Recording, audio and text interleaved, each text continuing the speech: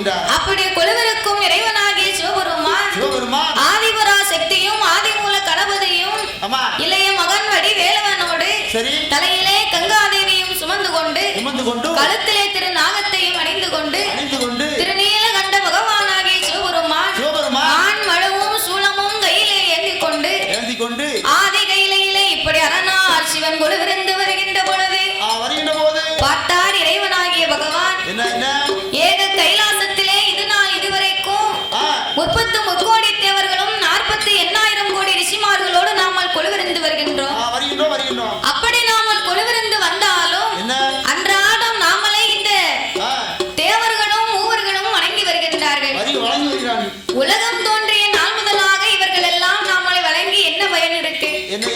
அன்றாடம் வருகிறார்கள், என்னை வணங்குகிறார்கள். இதானே கைலாசத்திலே நடந்து கொண்டிருக்கிறது. ஆன போதிலும் நாமளை மட்டுமே நினைத்து நாமளை அன்றாடம் வணங்கி என்னை நினைத்து வாழக்கூடிய அளவிற்கு ஒரு உலகத்தை படைக்க வேண்டும் என்று ஆண்டவன் 14 உலகத்தையும் படைத்தார். 224 புவனங்களையும் 7 சப்தா சாரங்களாகப்பட்ட கடல்களையும் படைத்து கல்லுக்குள் இருக்கும் தேரையவும் கருப்பைக்குள் வாழும் சிசுவையும் முட்டைக்குள் உருவாகும் குஞ்சியவும் ஆண்டவன் படைத்து சிறிய உயிர் சிற்றெரும்பு பெரிய உயிர் மதையானை ஓரறிவு முதல் 6 அறிவு படைத்திருக்க நாமளை போன்ற மானிட மனுக்களையும் ஆண்டவன் படைத்தார். அது மட்டுமா படைத்தார்? மரம் செடி கொடி பயிர் புல் பூண்டு இலை தாவரங்கள் ஆடு மாடு கன்று காளைகள் காக்கா பச்சி பறவைகள் விலங்குகள் இதையெல்லாம் ஆண்டவன் படைத்து படைத்த உலகத்திலே நாமளுக்காக இந்த பூமியையும் ஆண்டவன் படைத்து பூலோகத்திலே நாமல் அனைவர்களும் ஒற்றுமையாய் இருந்து வாழ்வதற்காகவே உலகத்தை ஆண்டவன் படைத்தார்.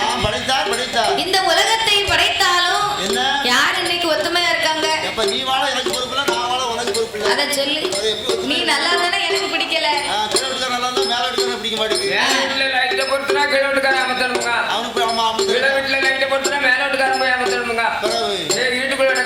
அப்படி இருந்தா எப்படி ஒத்துமையா வாழ? எங்க வாழ முடியும்?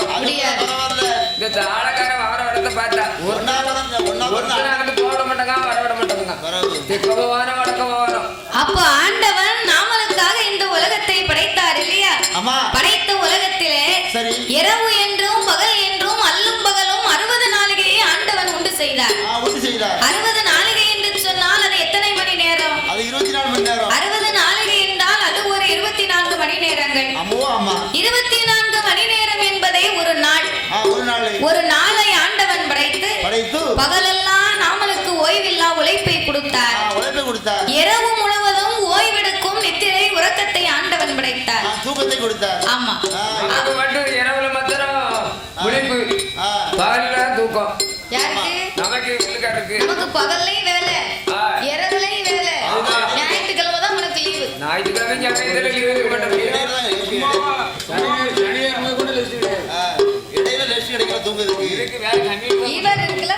ஒரு நாளைக்கு 4 மணி நேரம் தூங்கினா போதும். ஒரு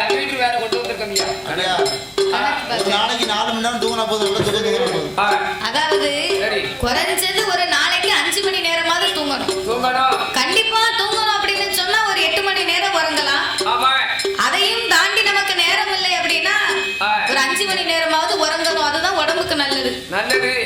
அப்போ ஆண்டவன் இரவெல்லாம் நம்மளுக்கு உறக்கத்தை படைத்து உறக்கம் இல்லைன்னா நம்ம வாழ்க்கையில நிம்மதியே இருக்காது. கொஞ்ச நேரம் உறங்க போய்தான் நடக்கக்கூடிய காரியத்தெல்லாம் மறந்து நம்ம சிறிது நேரம் ஓய்வு எடுக்கிறோம்.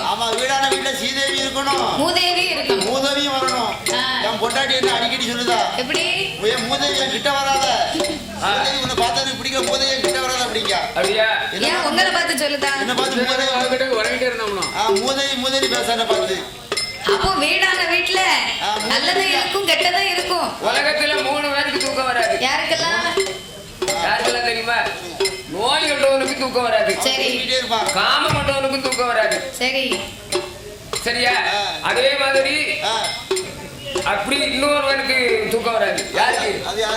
அவன் தான் எல்லாத்துக்கும் ஒரு இந்த திருடுதாங்க பாத்தியாடா, திருடங்க எப்பதான் அசருவான் அப்படின்னு முடிச்சுக்கிட்டே இருப்பான். கலவரம் அவனுக்கு உறக்க வராது. 11 மணி வரை தூக்கம் இருக்கு. அவர் சாப்பிடல அதான் உறக்க வரலையா சாப்பிடல சாப்பாடு வாங்கி கொடுத்தா சாப்பிட்டு உறங்கிடுவாரு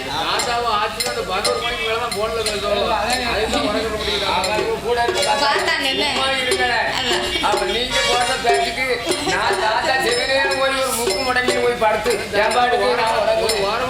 நம்ம எப்படா முடக்கி எந்திப்போம் இருக்கு தாத்தா நமக்கு என்ன வேணும் கொஞ்ச நேரம் உழைப்பு சிவனேன்னு 4 இட்லி சாப்பிட்டு பேசாம நல்ல வேலையை பார்த்தோமா பெரிய ஆளுக்கு தகுந்த ஒரு பதில சொன்னா அதைத்தானே செய்யுங்க எந்த சிந்தனையுமே வரக்கூடாது மனுஷனுக்கு வராதுல ஆதிட்ட போன் இவங்கெல்லாம் சின்ன பையன் தான் ஆதிட்ட நடு ரோட்ல இருந்து பேசுறாங்க ஆதி இல்ல சின்ன ஆதிட்ட பேசுறாரு சின்ன ஆதிட்டியா ஆச்சினா எல்லா ஆச்சி ஒண்ணு தானே வா புத்தி ஒண்ண ஒட்டியக்கோ அந்த சிந்தனை மனசுல வந்துச்சுன்னா அந்த வயசுக்கு பிறகு அது உடம்பு கேடு உடம்பு வந்து அப்ப ஆண்டவன் நிம்மதியா இருக்கத்தான் நமக்கு உறக்கத்தை கொடுத்தார் உறக்கத்தை கொடுக்கலைன்னா நமக்கெல்லாம் வாழ்க்கையில கொஞ்ச நேரம் கூட நிம்மதி கிடையாது தூக்கம் இல்லைங்க மனுஷன் கோட்டி பிடிச்சு ரோட்ல வஞ்சிருவான் அப்போ ஆண்டவன் இப்படி படைத்த உலகத்தில் சாப்பாடு செமிக்காது காலையில சந்திக்கு போவது பிறகு ஆமா கசலி பழமா சாப்பிடணும் என்ன சாப்பிட்டாலும் தூக்கம் தூங்கணும்ல தூங்கினாதான் செமிக்கும் ஆமா இல்லைன்னு செமிக்காது அப்பா சாப்பிட்டு வேலை பார்க்கணும் வேலை பார்த்தா செமிச்சிரும் தூங்கணும்ல சரிதான் அப்ப ஆண்டவன் இப்படி படைத்த உலகத்திலே 14 உலகத்தையும் படைத்த ஆண்டவனாகிய பரம்பொருள் நாமளுக்காக இந்த பூமியை படைத்து மக்களுக்கு ஆண்டவன் பகவான் படியலப்பா அப்படின்னு சொல்லுவாங்க உனக்கு என்னப்பா இருந்து சாப்பிடுதா அப்படின்னா எனக்கு கடவுள் படியலக்கார் நான் சாப்பிட்டுக்கிட்டு இருக்கேன்பாங்க அப்படின்னு சொல்லுவாங்க கடவுள் என்ன கையில கொண்டு வந்து கொடுப்பாரு நம்ம பேசாம வீட்டுல கடவுள் கொடுப்பாரா கையில கொண்டு வந்து இந்தாயா சாப்பிடுன்னு கொடுக்க மாட்டாரு படியலப்பார்னு சொன்னா நமக்குன்னு ஒரு வேலையை கொடுப்பார் நமக்குன்னு ஒரு வேலையை கொடுத்து அதை சரியா செய்தா அதுக்கு தகுந்த ஊதியத்தையும் ஆண்டவன் கொடுப்பார் உழைப்புக்கு தகுந்த ஊதியம் அப்ப உழைக்கணும் நல்லா சாப்பிடணும் உறங்கணும் ஆமா காலையில எழுந்திருச்சா கையால கழுவிட்டு மூஞ்சி கழுவிட்டு பல்ல தேய்ச்சிட்டு சாப்பிட்டு தூக்கோட சாப்பாட்டை வச்சுக்கிட்டு வெளியே எங்க வேலை இருக்கோ தேடி போணும் வீட்டுக்கு யாரும் கூப்பிட வருவாங்க நினைக்க கூடாது இந்த வேலை இல்லைன்னா அடுத்த வேலை அப்படின்னு பார்த்தா தான் ஆண்டவன் நமக்கு படி இழப்பார் அப்போ படி இழக்க வேண்டும் என்று ஆண்டவனாகிய பரம்பொருள் 14 உலகத்திற்கும் இறை இழக்க வேண்டும் என்று